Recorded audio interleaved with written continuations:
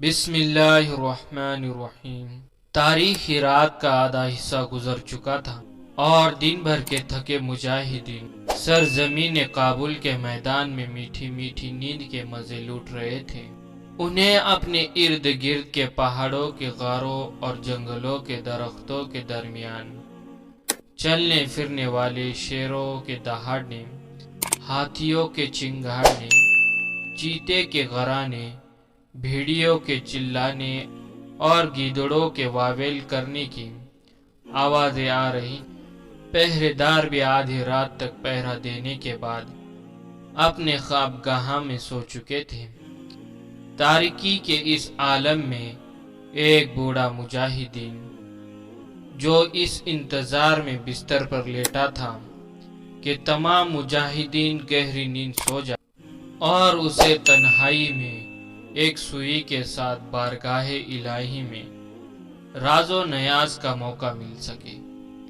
جب اس نے محسوس کیا کہ اب تمام مجاہدین گہری نیند میں سو چکے ہیں، وہ اپنے خوابگاہ سے اٹھا اور دبے پاؤں چل کر چھاؤنی سے باہر آ گیا اور قریب گھنے جنگل میں گھس گیا۔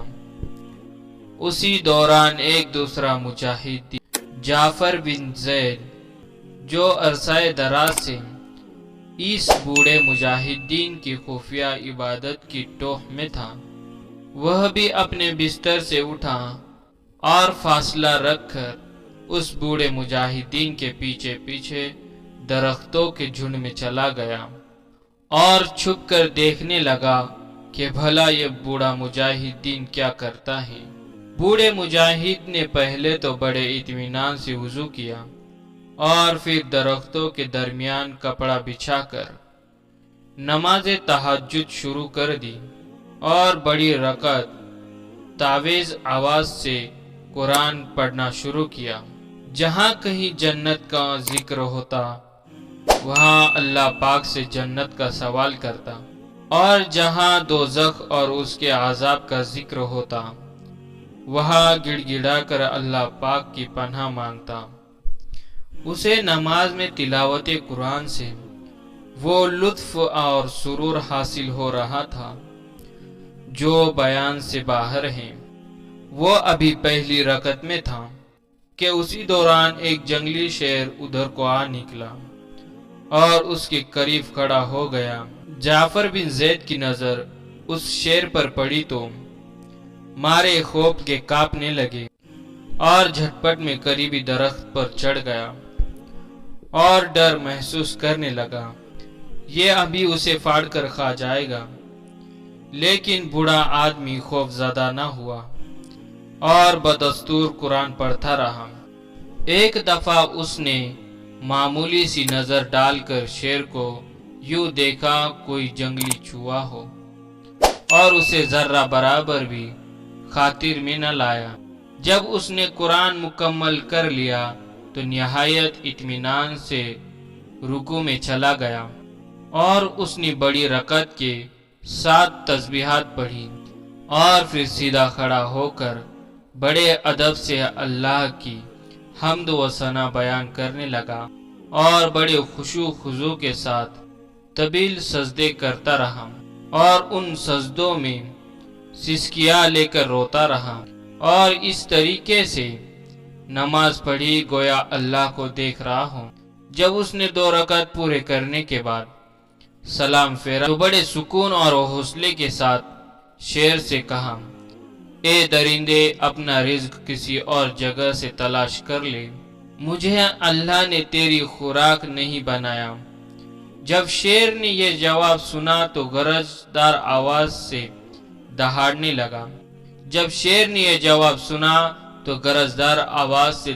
لگا۔ اور اس کی آواز اس قدر خوفناک تھی گویا پہاڑ کو پھاڑ دے۔ تاہم بوڑھے مجاہد نے بالکل پرواہ نہ کی اور دوبارہ نماز میں مشغول ہو گیا اور پرسوز اور دھیمی آواز سے قرآن پڑھنے لگا۔ جب اس نے خشوع خضوع کے ساتھ 8 رکعت اور 3 وتر مکمل کر لی تو 2 زانو ہو کر اللہ تعالیٰ کی اتنی شاندار حمد و ثنا کی کہ کمال کر دیا، اور دونوں ہاتھ پھیلا کر اس قدر رویا کہ درخت پر بیٹھے جعفر بن زید کے آنسو بھی ٹپکنے لگے۔ آخری میں اس نے اپنی طویل دعا اس التجا پر ختم کی کہ اے اللہ، تو مجھے دوزخ کی آگ سے ہی بچا لے، اور پھر میرے جیسا سیاہکار تجھ سے جنت کا سوال کرے تو یہ چھوٹی منہ اور بڑی بات کے مترادف ہیں۔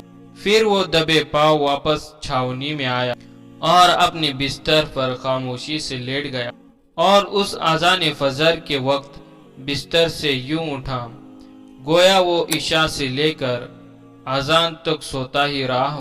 رات کی تاریکیوں میں چوروں کی طرح چھپ چھپ کر عبادت کرنے والے اس بوڑھے مجاہدین کا نام صلاح بن عاصم ادبی تھا۔ 103 سال کی عمر پانے والے اس مجاہدین کو بچپن ہی سے عبادت اور ریاضت کا شوق تھا، لیکن اپنے نماز روزے پر مطمئن نہ تھا کہ اسے اللہ کے راہ میں شہادت نصیب ہو۔ وہ اسی آرزو میں بڑے مارگوں میں حصہ لیتا رہا اور نامور سپہ سالار اور سرماہوں کو ان کی اوقات یاد کراتا۔ اس کے اس اخلاص کی برکت تھی کہ لوگ ولیحانہ انداز میں اس کا احترام کرتے اور اس کے آگے بچ جاتے، اور انسان تو انسان، درندے بھی ان کا لحاظ کرتے۔